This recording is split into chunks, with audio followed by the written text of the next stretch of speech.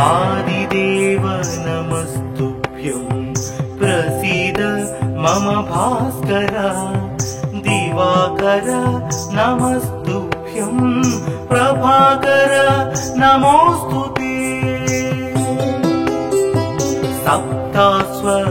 सप्तास्वरथमारूढं प्रचण्डं कश्यपात्मजं श्वेतपद्मधरं देवं तं सूर्यं प्रणमाम्यहम् लोहितं रथमारूढं सर्वलोकपितामहं महापापहरं देवं तं सूर्यं प्रणमाम्यहम् त्रैगुण्यं च महासूरं ब्रह्म विष्णु महेश्वरं महापापहरं देवं तं सूर्यं प्रणमाम्यहम्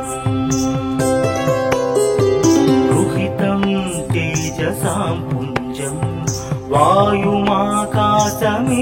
च प्रभुं च सर्वलोकानां तं सूर्यं प्रणमाम्यहम्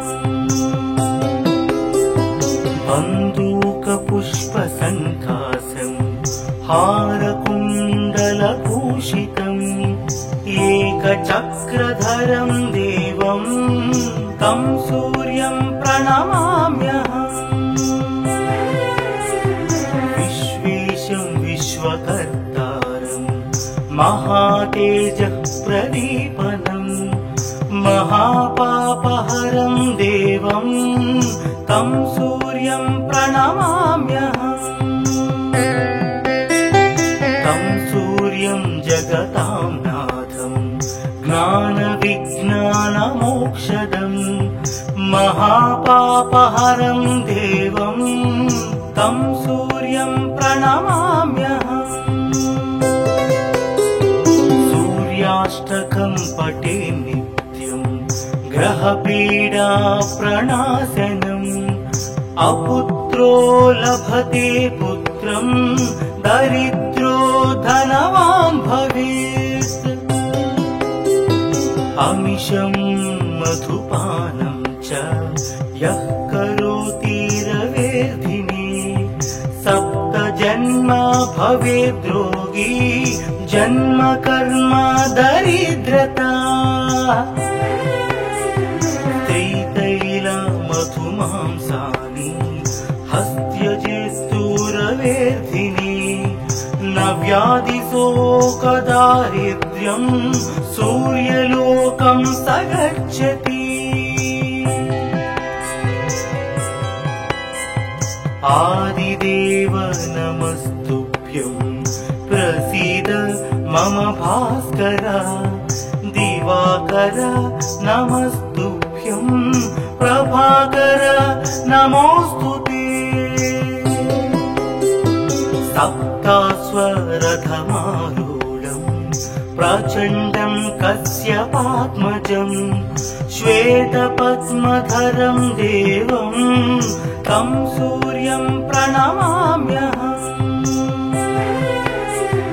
लोहितं रथमारूढं सर्वलोकपितामहं महापापहरं देवं तं सूर्यं प्रणमाम्यहम् त्रैगुण्यं च महासूरं ब्रह्म विष्णु महेश्वरं महापापहरं देवं तं सूर्यं प्रणमाम्यहम् रुहितं तेजसां पुञ्जं वायुमाकाशमेव च प्रभुं च सर्वलोकानां तं सूर्यं प्रणमाम्यहम् बन्दूकपुष्पसङ्कासं हारकुण्डलभूषितम् एकचक्रधरं देवं तं सूर्यं प्रणमाम्यहम् विश्वेशं विश्वकर्तारं महातेजः प्रदीपनम् महापापहरं देवं तं सूर्यं प्रणमाम्यहम् तं सूर्यं जगतां नाथं ज्ञानविज्ञानमोक्षदम् महापापहरं देवं तं सूर्यं प्रणमाम्यहम् सूर्याष्टकं पठे नित्यं ग्रहपीडा प्रणाशनम् अपुत्रो लभते पुत्रं दरिद्रो धनवान् भवेत् अमिषं मधुपानं च यः करोति रवेर्धिने सप्त जन्म भवेद्रोगी जन्म कर्म दरिद्रता त्रितैल मधुमांसानि हस्त्यजेत्तुरवेर्धिने न व्याधिशोकदारिद्र्यं सूर्यलोकं स गच्छति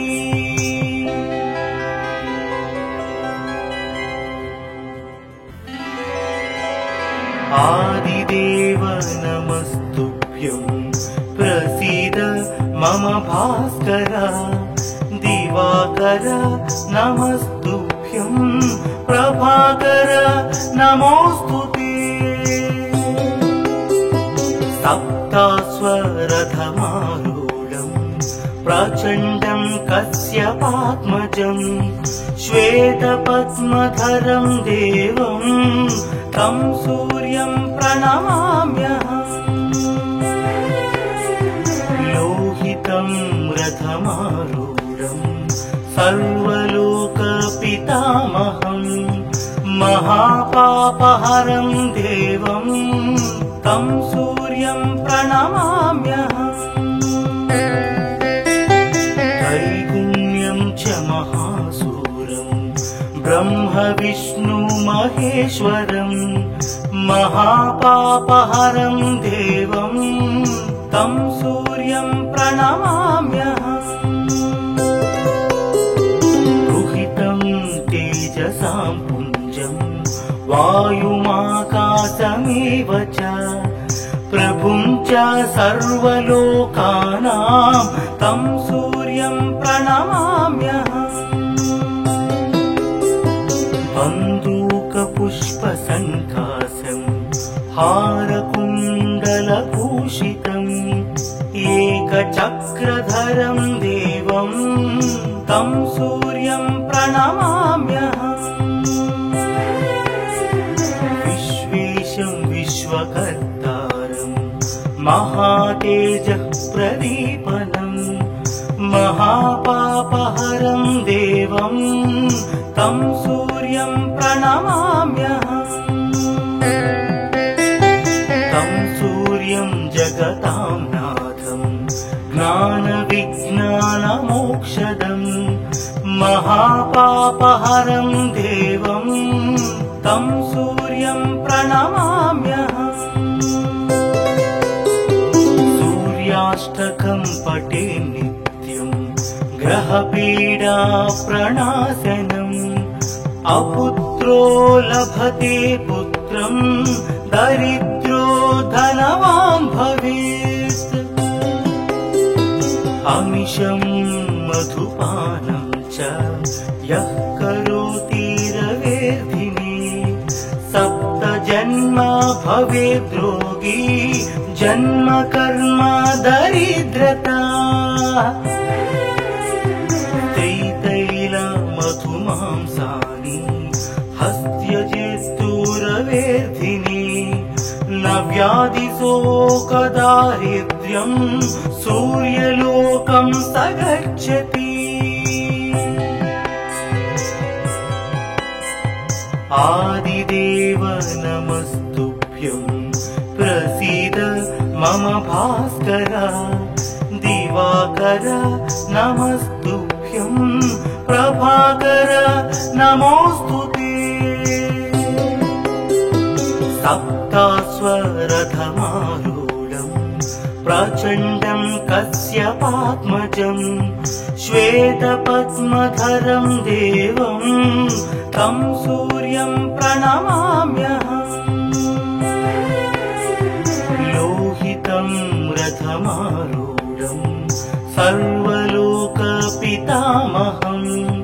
महापापहरं देवं तं सूर्यं प्रणमाम्यहम्। त्रैगुण्यं च महासूरं ब्रह्म विष्णु महेश्वरं महापापहरं देवं तं सूर्यं प्रणमाम्यहम्।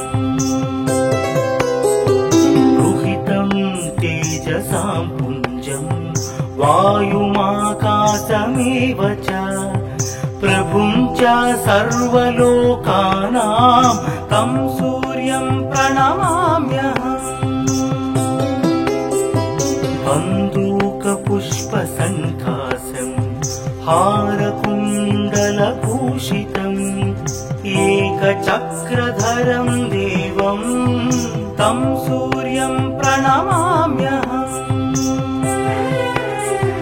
विश्वेशं विश्वकर्तारं महातेजः प्रदीपनं महापापहरं देवं तं सूर्यं प्रणमाम्यहम्। तं सूर्यं जगतां नाथं ज्ञानविज्ञानमोक्षदं महापापहरं देवं तं सूर्यं प्रणमाम्यहम्। सूर्याष्टकं पठे नित्यं ग्रहपीडा प्रणाशनम् अपुत्रो लभते पुत्रं दरिद्रो धनवान् भवेत्। अमिषं मधुपानं च यः करोति रवेर्धिने सप्त जन्म भवेद्रोगी जन्म कर्म दरिद्रता। त्रितैल मधुमांसानि हस्त्यजित्तुरवेर्धिने न व्याधिशोकदारिद्र्यं सूर्यलोकं स गच्छति।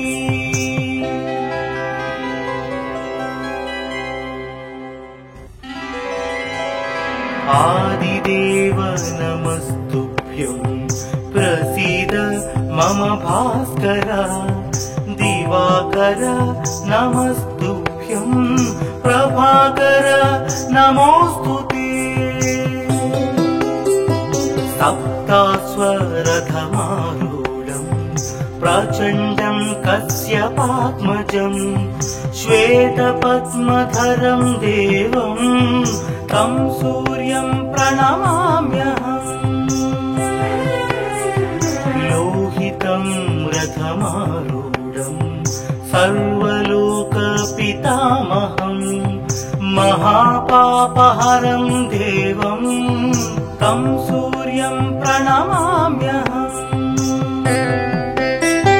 त्रैगुण्यं च महासूरं ब्रह्म विष्णु महेश्वरं महापापहरं देवं तं सूर्यं प्रणमाम्यहम्। रुहितं तेजसां पुञ्जं वायुमाकाशमेव च प्रभुं च सर्वलोकानां तं सूर्यं प्रणमाम्यहम्। बन्दूकपुष्पसङ्कासं हारकुण्डलभूषितम् एकचक्रधरं देवं तं सूर्यं प्रणमाम्यहम्।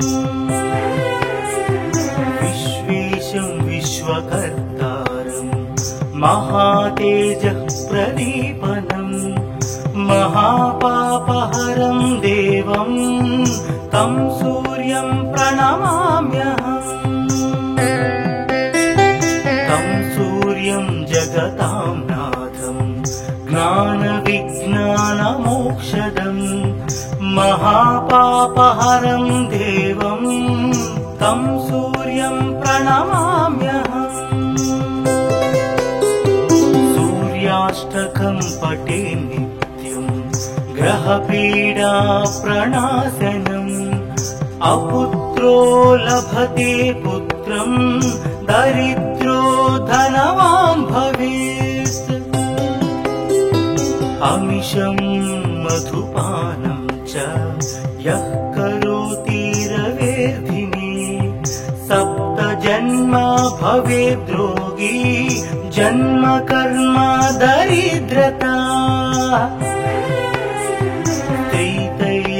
मधुमांसानि हस्त्यजेस्तुरवेर्धिने न व्याधिशोकदारिद्र्यं सूर्यलोकं स गच्छति। आदिदेव नमस्तुभ्यं प्रसीद मम भास्कर।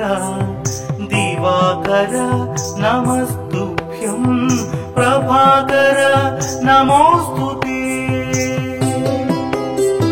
सप्तास्वरथमारूढं प्रचण्डं कश्यपात्मजं श्वेतपद्मधरं देवं तं सूर्यं प्रणमाम्यहम्। लोहितं रथमारूढं सर्वलोकपितामहं महापापहरं देवं तं सूर्यं प्रणमाम्यहम्। त्रैगुण्यं च महासूरं ब्रह्म विष्णु महेश्वरं महापापहरं देवं तं सूर्यं प्रणमाम्यहम्। तेजसां पुञ्जं वायुमाकाशमेव च प्रभुं च सर्वलोकानां तं सूर्यं प्रणमाम्यहम्। बन्दूकपुष्पसङ्काशं हारकुण्डलभूषितम् एकचक्रधरं देवं तं सूर्यं प्रणमाम्यहम्। विश्वेशं विश्वकर्तारं महातेजः प्रदीपनं महापापहरं देवं तं सूर्यं प्रणमाम्यहम्। तं सूर्यं जगतां नाथं ज्ञानविज्ञानमोक्षदम् महापापहरं देवं तं सूर्यं प्रणमाम्यहम्। सूर्याष्टकं पठे नित्यं ग्रहपीडा प्रणाशनम् अपुत्रो लभते पुत्रं दरिद्रो धनवान् भवेत्। अमिषं मधुपानं च यः करोति रवेर्धिने 7 जन्म भवेद् रोगी जन्म कर्म दरिद्रता। मधुमांसानि हस्त्यजेस्तुरवेर्धिने न व्याधिशोकदारिद्र्यं सूर्यलोकं स गच्छति।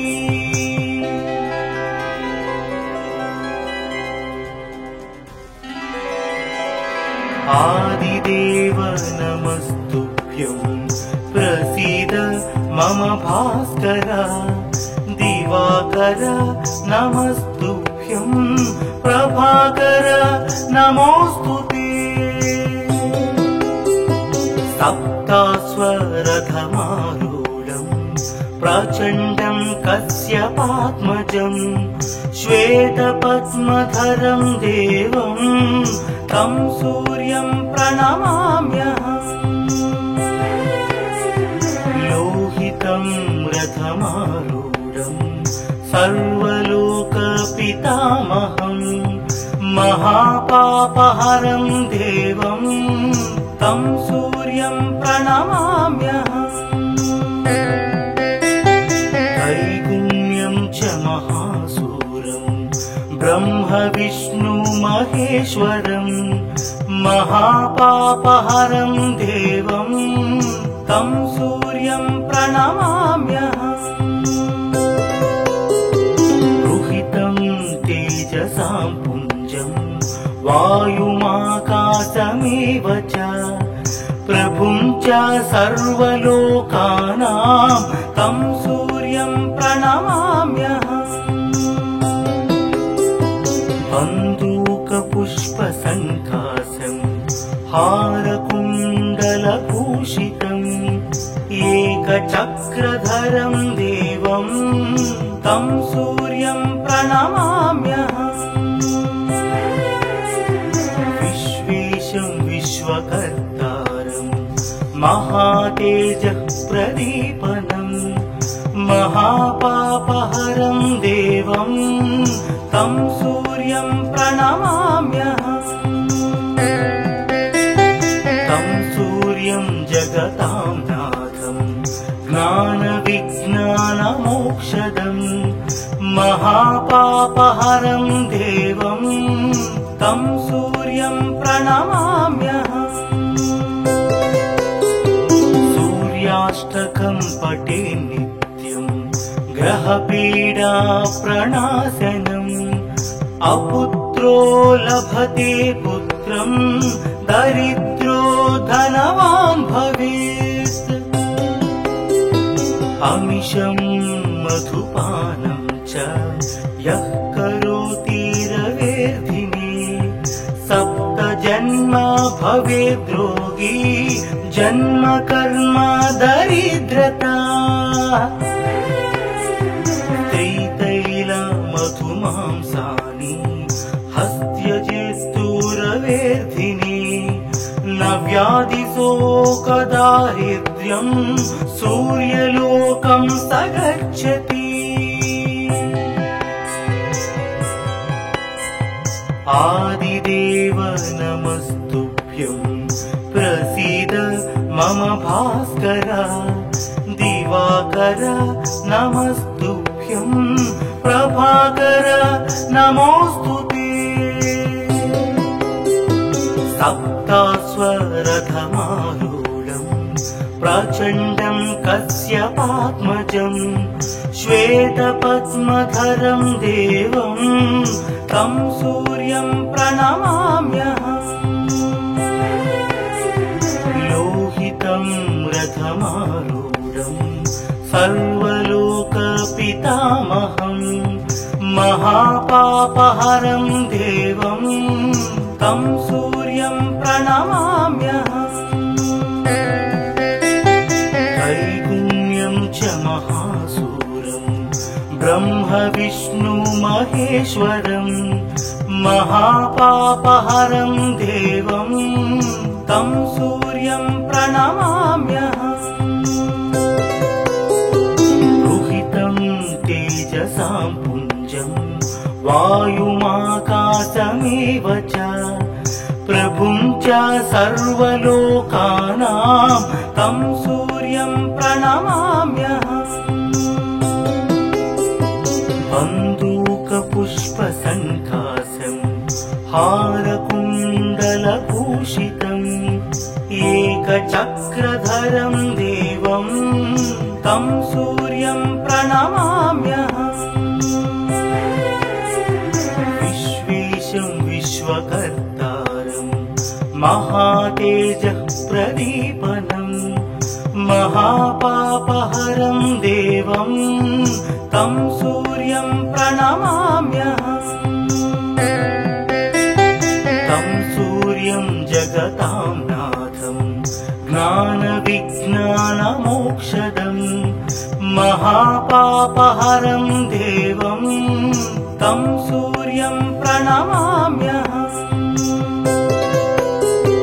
सूर्याष्टकं पठे नित्यं ग्रहपीडा प्रणाशनम् अपुत्रो लभते पुत्रं दरिद्रो धनवान् भवेत् अमिषं मधुपानं च यः करोति रवेर्धिने सप्त जन्म भवेद् रोगी जन्म कर्म दरिद्रता त्रितैल मधुमांसानि हस्त्यजेत्तुरवेर्धिने न व्याधिशोकदारिद्र्यं सूर्यलोकं स गच्छति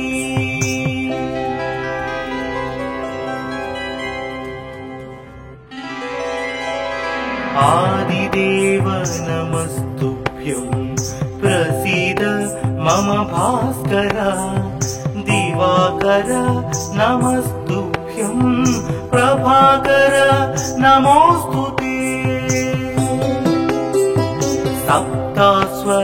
सप्तास्वरथमारूढं प्रचण्डं कश्यपात्मजं श्वेतपद्मधरं देवं तं सूर्यं प्रणमाम्यहम्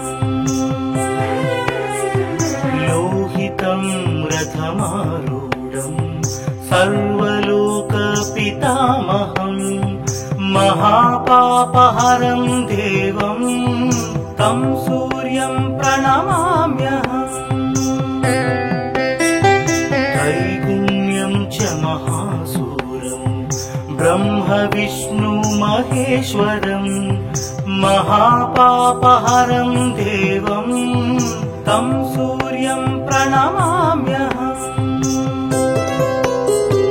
रुहितं तेजसां पुञ्जं वायुमाकाशमेव च प्रभुं च सर्वलोकानां तं सूर्यं प्रणमाम्यहम् बन्दूकपुष्पसङ्कासं हारकुण्डलभूषितम् एकचक्रधरं देवं तं सूर्यं प्रणमाम्यहम् विश्वेशं विश्वकर्तारं महातेजः प्रदीपनं महापापहरं देवं तं सूर्यं प्रणमाम्यहम् तं सूर्यं जगतां नाथं ज्ञानविज्ञानमोक्षदं महापापहरं देवं तं सूर्यं प्रणमाम्यहम् सूर्याष्टकं पठे नित्यं ग्रहपीडा प्रणाशनम् अपुत्रो लभते पुत्रं दरिद्रो धनवान् भवेत् अमिषं मधुपानं च यः करोति रवेर्धिने सप्त जन्म भवेद् रोगी जन्म कर्म दरिद्रता त्रितैल मधुमांसानि हस्त्यजेत्तुरवेर्धिने न व्याधिशोकदारिद्र्यं सूर्यलोकं स गच्छति आदिदेव नमस्तुभ्यं प्रसीद मम भास्कर दिवाकर नमस्तुभ्यं प्रभाकर नमोऽस्तुते सप्तास्वरथमारूढं प्रचण्डं कश्यपात्मजं श्वेतपद्मधरं देवं तं सूर्यं प्रणमाम्यहम्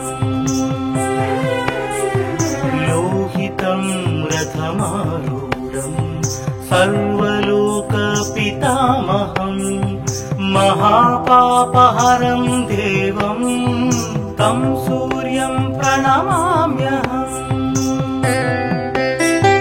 त्रैगुण्यं च महासूरं ब्रह्म विष्णु महेश्वरं महापापहरं देवं तं सूर्यं प्रणमाम्यहम्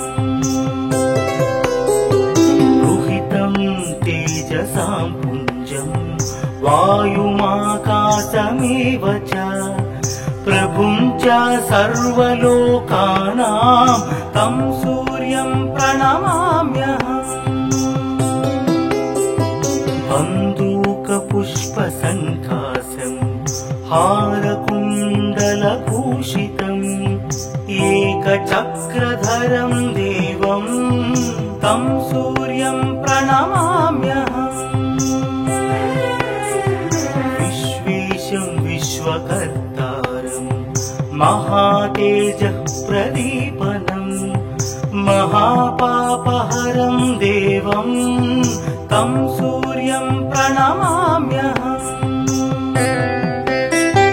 तं सूर्यं जगतां नाथं ज्ञानविज्ञानमोक्षदं महापापहरं देवं तं सूर्यं प्रणमाम्यहम्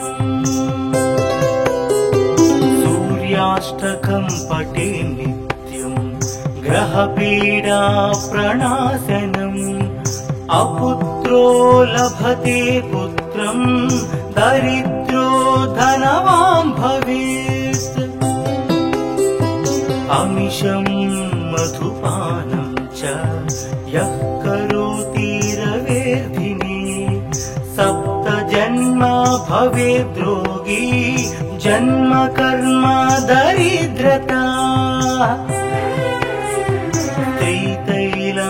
त्रितैलमधुमांसानि हस्त्यजित्तुरवेर्धिने न व्याधिशोकदारिद्र्यं सूर्यलोकं स गच्छति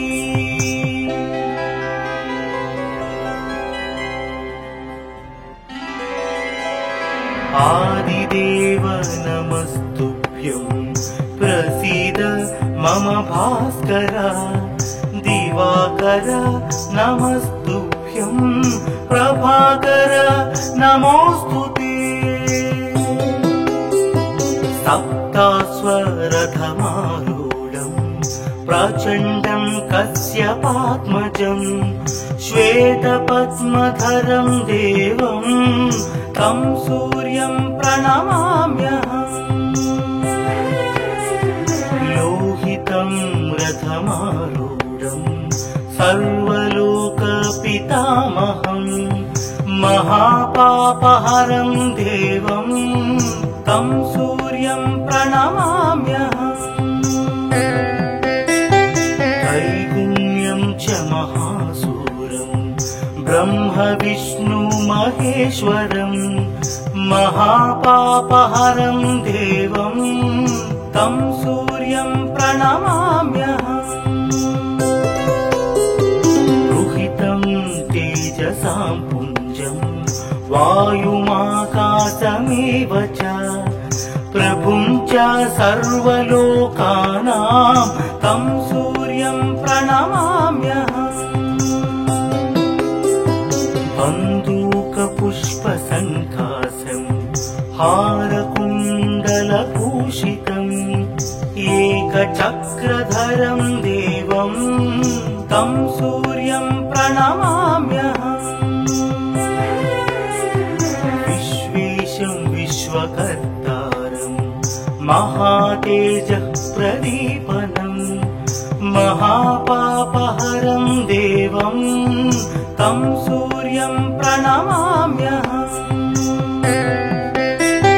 तं सूर्यं जगतां नाथं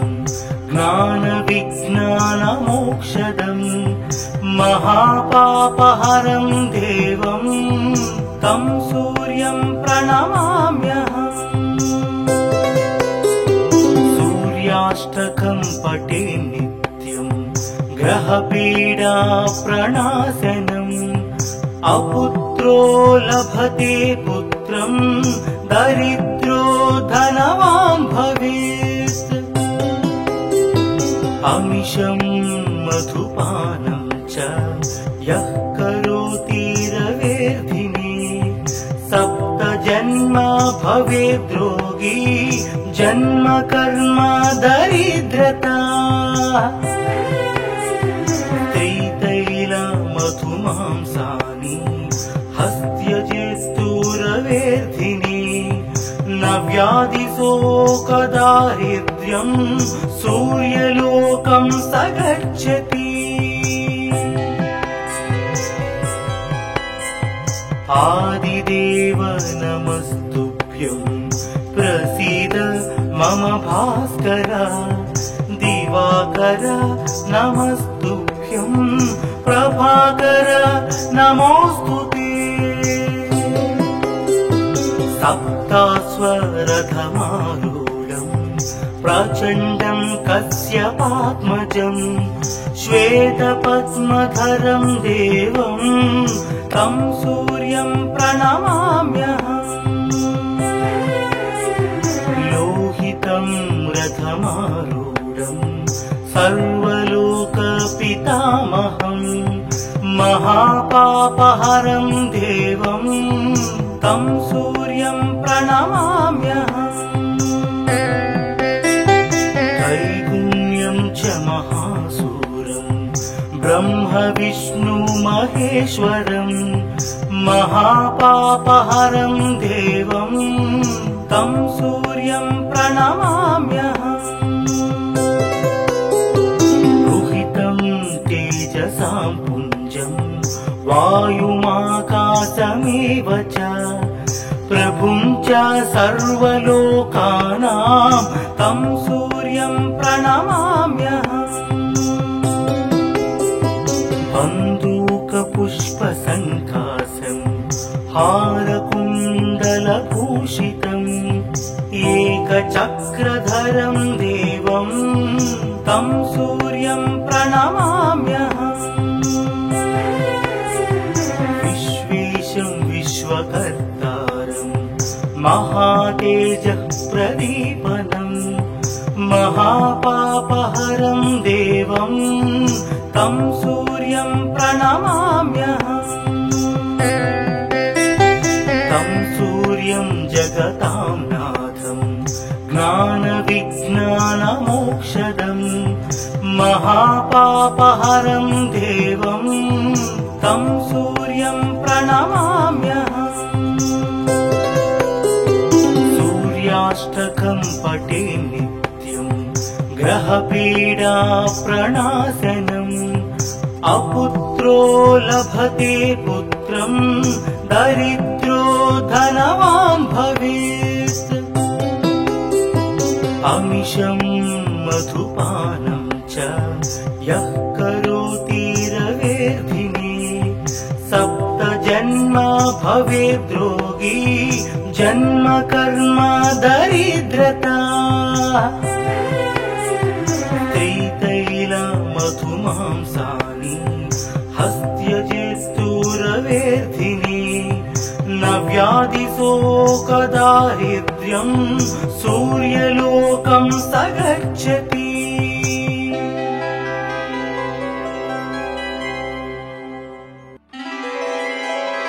आदिदेव नमस्तुभ्यं प्रसीद मम भास्कर दिवाकर नमस्तुभ्यं प्रभाकर नमोस्तुते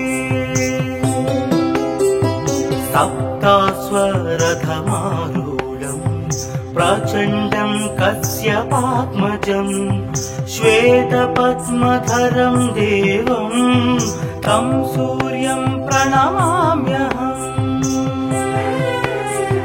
लोहितं रथमारूढं सर्वलोकपितामहं महापापहरं देवं तं सूर्यं प्रणमाम्यहम् त्रैगुण्यं च महासूरं ब्रह्म विष्णु महेश्वरं महापापहरं देवं तं सूर्यं प्रणमाम्यहम् रुहितं तेजसां पुञ्जं वायुमाकाशमेव च प्रभुं च सर्वलोकानां तं सूर्यं प्रणमाम्यहम्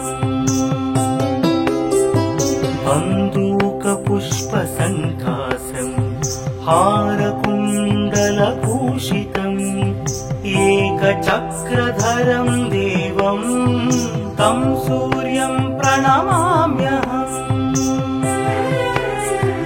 विश्वेशं विश्वकर्तारं महातेजः प्रदीपनं महापापहरं देवं तं सूर्यं प्रणमाम्यहम्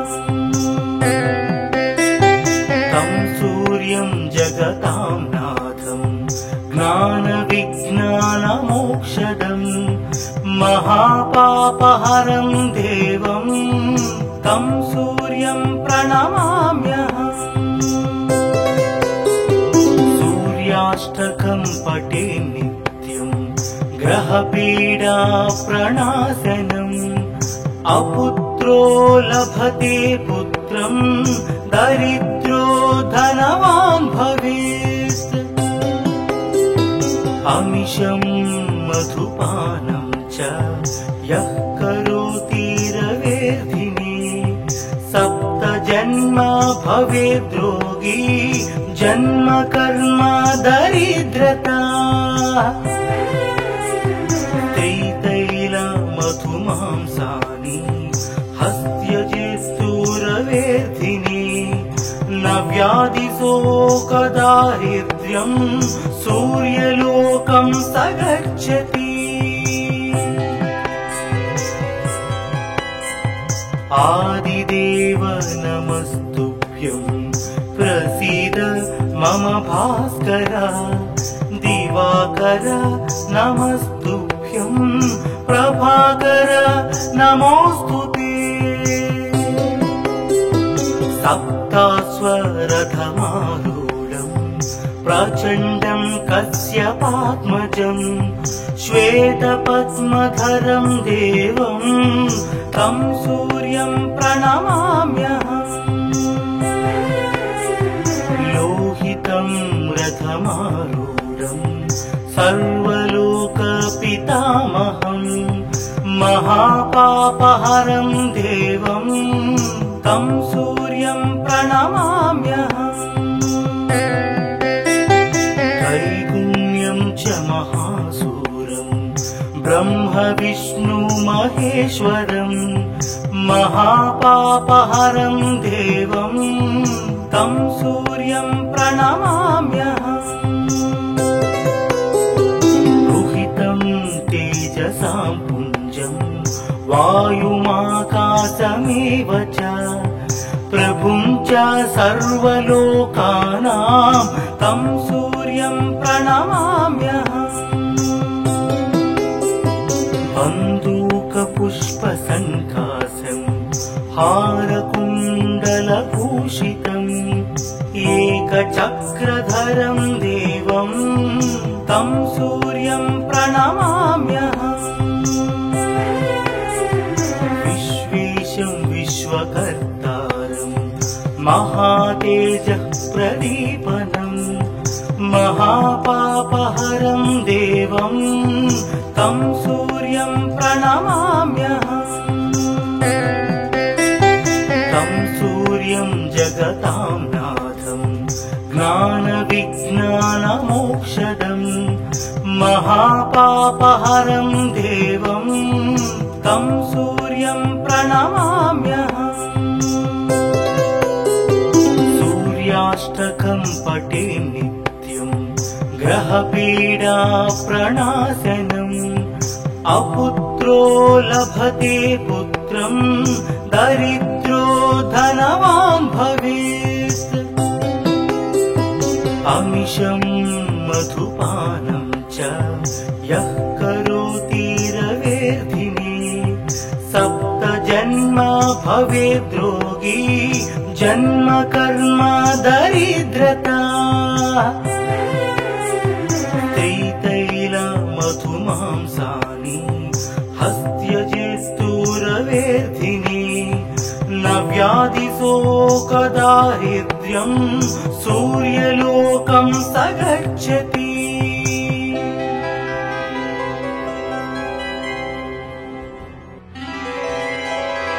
आदिदेव नमस्तुभ्यं प्रसीद मम भास्कर। दिवाकर नमस्तुभ्यं प्रभाकर नमोऽस्तुते।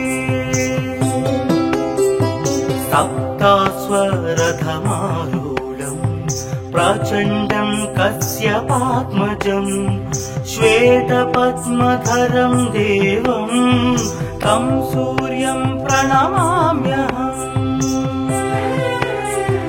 लोहितं रथमारूढं सर्वलोकपितामहं महापापहरं देवं तं सूर्यं प्रणमाम्यहम्। त्रैगुण्यं च महासूरं ब्रह्म विष्णु महेश्वरं महापापहरं देवं तं सूर्यं प्रणमाम्यहम्। रुहितं तेजसां पुञ्जं वायुमाकाशमेव च प्रभुं च सर्वलोकानां तं सूर्यं प्रणमाम्यहम्। बन्दूकपुष्पसङ्कासं हारकुण्डलभूषितम् एकचक्रधरं देवं तं सूर्यं प्रणमाम्यहम्। विश्वेशं विश्वकर्तारं महातेजः प्रदीपनं महापापहरं देवं तं सूर्यं प्रणमाम्यहम्। तं सूर्यं जगतां नाथं ज्ञानविज्ञानमोक्षदं महापापहरं देवं तं सूर्यं प्रणमाम्यहम्। सूर्याष्टकं पठे नित्यं ग्रहपीडा प्रणाशनम् अपुत्रो लभते पुत्रं दरिद्रो धनवान् भवेत्।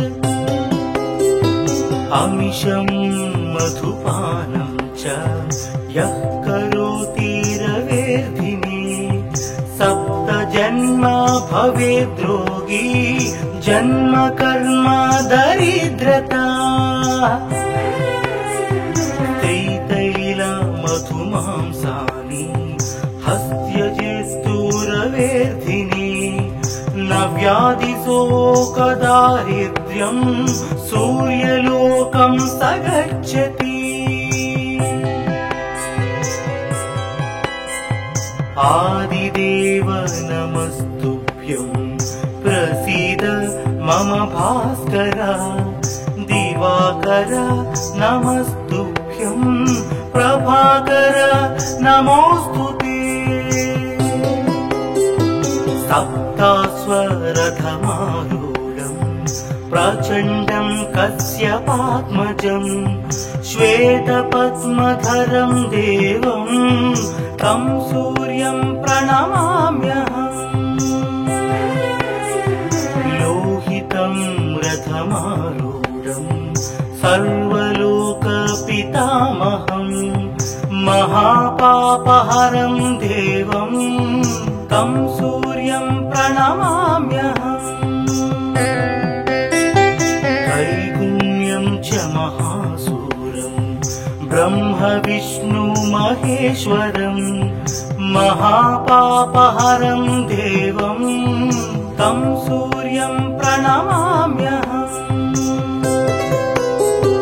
रुहितं तेजसां पुञ्जं वायुमाकाशमेव च प्रभुं च सर्वलोकानां तं सूर्यं प्रणमाम्यहम्।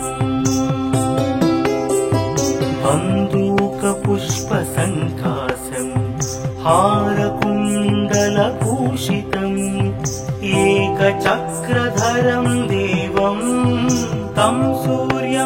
प्रणमाम्यहम्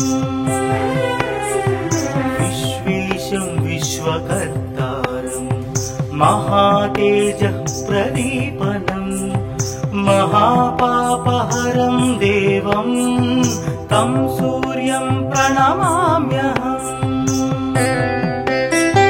तं सूर्यं जगतां नाथं ज्ञानविज्ञानमोक्षदम् महापापहरं देवं तं सूर्यं प्रणमाम्यहम् सूर्याष्टकं पठे नित्यं ग्रहपीडा प्रणाशनम् अपुत्रो लभते पुत्रं दरिद्रो धनवान् भवेत्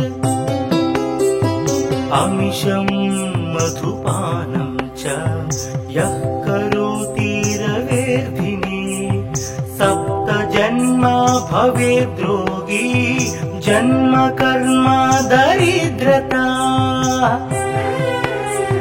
त्रितैल मधुमांसानि हस्त्यजेत्तुरवेर्धिने न व्याधिशोकदारिद्र्यं सूर्यलोकं स गच्छति